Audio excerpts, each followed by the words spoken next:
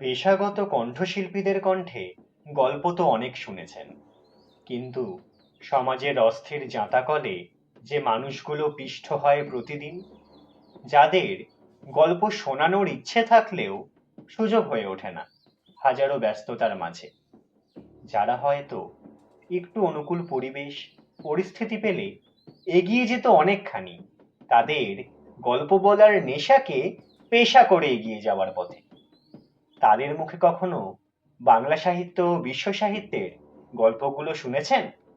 আসুন শুনে নেওয়া যাক সেই গল্পগুলি প্রতি সপ্তাহে শুধুমাত্র হাইলি সাসপিসাসে। শুনতে থাকুন হাইলি সাসপিসাস।